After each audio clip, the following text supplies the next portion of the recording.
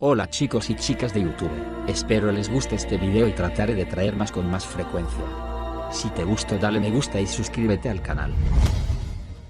Andrei Blasov, el ruso que quiso derrocar a Stalin. Con permiso de los nazis, Blasov creó con otros prisioneros del Ejército Rojo la ROA, una unidad para derrotar al régimen stalinista. La madrugada del 22 de junio de 1941, Adolf Hitler 1889 al 1945, daba inicio a la Operación Barbarroja, la mayor ofensiva militar que había visto la historia hasta ese momento. Tras un sorpresivo bombardeo de la Luftwaffe, 4 millones de soldados y 5.000 vehículos blindados cruzaron las fronteras de la Unión Soviética. Las unidades motorizadas avanzaban primero, en ocasiones, dejando atrás a las tropas enemigas, que ya serían liquidadas en retaguardia por la infantería. La prioridad era ganar terreno y no dar tiempo para reaccionar al enemigo. Era la guerra relámpago. Atrapadas entre las columnas alemanas, muchas unidades se rindieron sin combatir. Hitler, por su parte, estaba tan confiado que esperaba que Moscú cayera antes de Navidad, por lo que ni siquiera equipó a sus tropas con uniforme de invierno. Un error colosal, puesto que cuando llegó diciembre, aunque cercada, la capital todavía resistía. En esos días, un soldado tiritaba de frío a las puertas de Moscú cuando recibió un regalo que solo podía agradecer. Eran un par de calcetines, y venían con una nota en su interior. Envío estos calcetines como un regalo para el invencible ejército alemán y deseo vuestra victoria sobre los bolcheviques para que estos dejen de existir en todas partes y para siempre, decía el manuscrito. El texto lo firmaba Mikhail Nikiforov, un campesino de la región rusa de Opolka. Junto a ese presente llegaron, para el soldado y sus compañeros, cientos de botas de fieltro, guantes y calcetines de lana, recolectados por los habitantes de aquella región. Aunque ahora resulte extraño, en su momento aquel gesto de gratitud no sorprendió demasiado a los alemanes. Solo unos meses antes, ya habían visto cómo en Ucrania, Lituania y la parte más occidental de Rusia muchos les recibían con flores y vítores. Tras padecer los crímenes del estalinismo, algunos vieron en los invasores a una fuerza liberadora. Este hecho hizo que algunos en Berlín empezaran a pensar en nuevas posibilidades. ¿Por qué no formar un ejército de soldados rusos que colaborara en la invasión? Aunque ya existían algunas pequeñas unidades de combatientes eslavos, estas no tenían un objetivo político claro. Aparte de derrocar a Stalin, el Reich no les ofrecía nada. Alfred Rosenberg 1893 al 1946, el máximo responsable de los territorios ocupados en el este, pensó que se estaba desaprovechando una oportunidad. A pesar de ser un nazi militante, era contrario a someter y esclavizar a los eslavos. Rosenberg era partidario de ofrecerles una autonomía política, para que así tuvieran un motivo para colaborar. Lo mismo pensaba el diplomático nazi Otto Bra con Dieres y Sutigam 1895 al 1992, que llegó a decir que se necesitaba a un de Gaulle ruso, un general con el prestigio suficiente como para liderar un movimiento de oposición a los bolcheviques.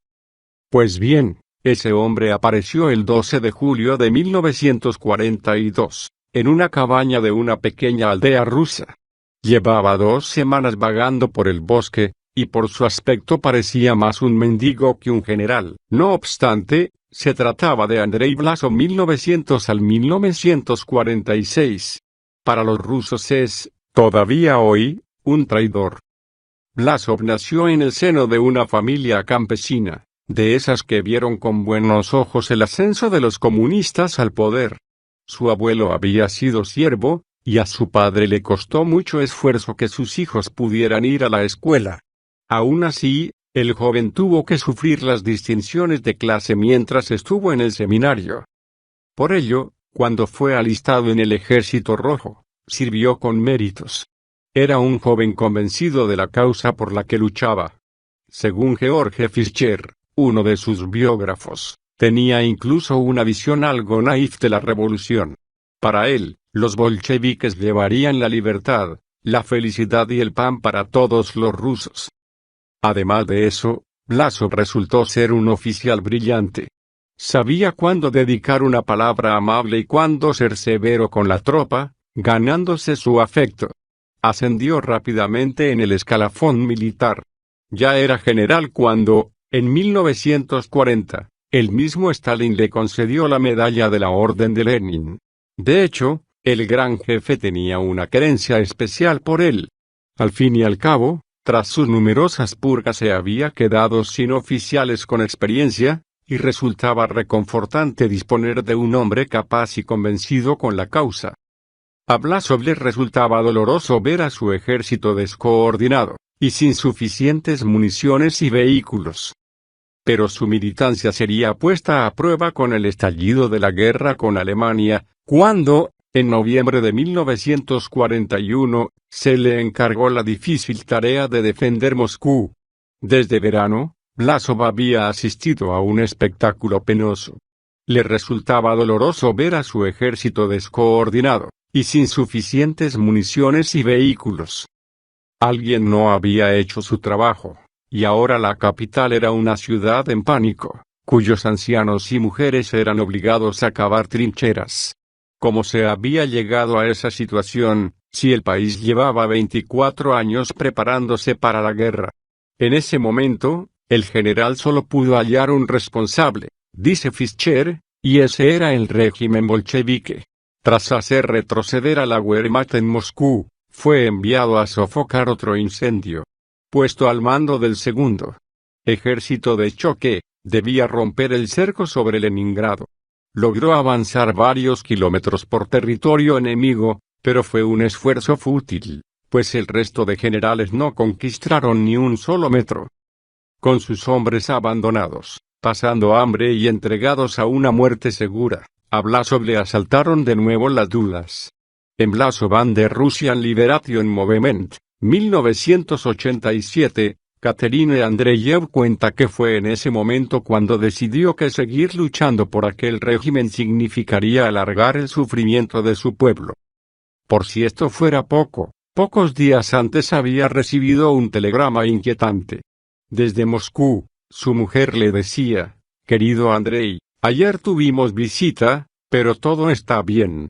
Al instante entendió lo que le quería decir. Los hombres del NKVD, la policía secreta de Stalin, habían registrado su casa.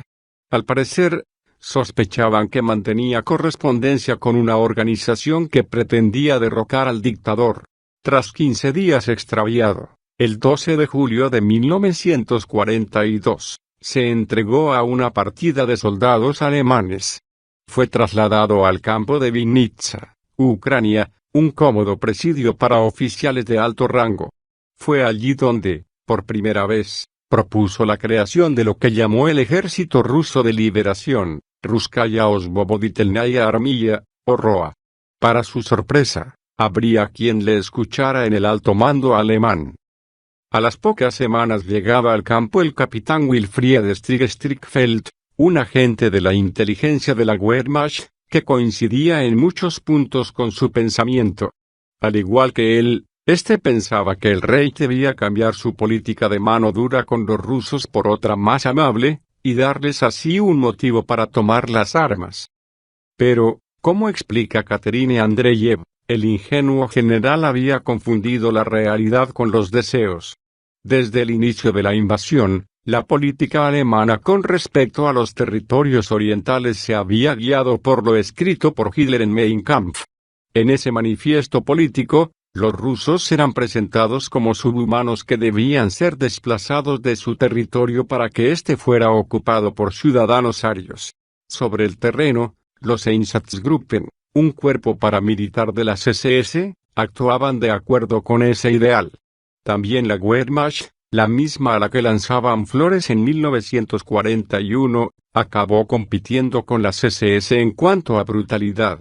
Strickfeld no mentía cuando dijo que había jerarcas en el alto mando que discrepaban de esa política, pero ninguno de ellos formaba parte del entorno cercano del Führer. Esto facilitó el trabajo a Stalin, que quería convertir la guerra en una suerte de gran cruzada por la patria. Olvidándose por un tiempo del internacionalismo comunista, apeló de nuevo a las viejas tradiciones del ejército ruso, y disminuyó la represión sobre la Iglesia ortodoxa. La maniobra fue un éxito. Como afirmó el historiador ruso Víctor G. Bortnevsky, logró que buena parte de los rusos olvidaran que estaban bajo una tiranía, para enfrentarse a un enemigo aún mayor. En 1944, Blasov pasaba los días en Berlín agarrado a una botella de vodka, cuando recibió la visita de Heinrich Himmler 1945, quien, finalmente, iba a dar su bendición a la creación de la ROA. Su anfitrión se sorprendió gratamente por el cambio de opinión de Himmler, un firme defensor del racismo antieslavo, que, por fin, había visto que necesitaba a los rusos de su lado si quería derrotar al comunismo. La realidad, sin embargo, era mucho menos poética. En ese momento, Alemania estaba a punto de ser derrotada, y cualquier ayuda era buena. Formada por una mezcla de prisioneros de guerra y anticomunistas, todos voluntarios, la ROA entró en combate el 11 de febrero de 1945. Con solo la mitad de los pertrechos prometidos, y casi sin vehículos motorizados, sus efectivos se dieron cuenta de que la idea de los alemanes era usarlos como carne de cañón. Así, en mayo de ese mismo año, Blasov protagonizó su enésimo cambio de opinión, y se volvió contra los alemanes. Atrapados entre dos regímenes que los odiaban, los hombres de la ROA decidieron apoyar el alzamiento que se había producido en Praga contra los nazis. No hay consenso entre los historiadores acerca de por qué lo hicieron, bien por convicción, bien por querer ganarse el favor de los soviéticos. Sea como fuere, lo cierto es que fueron clave en la liberación de la ciudad. Su heroísmo no les salvó, sin embargo, de la venganza del Ejército Rojo, que, tras su entrada en la ciudad, ejecutó a todos los efectivos de la ROA que encontraron, incluidos a 200 que fueron ametrallados en las camas del hospital donde yacían. El mismo destino le esperaba a su general, que fue juzgado por alta traición y ahorcado en Moscú en 1946. En este episodio de la historia, queda otra pregunta por responder. ¿Qué era Blasov? Según la mayoría de historiadores rusos, un oportunista y un traidor. Al fin y al cabo, según Bortnevsky, cometió el error fatal de luchar contra su propio pueblo, aunque pensara que luchaba contra Stalin. Otros, como Andreyev, creen que su principal crimen fue el de ser un ingenuo, alguien que tardó demasiado en darse cuenta de la verdadera naturaleza del nazismo, pero que en su última hora protagonizó una gesta heroica.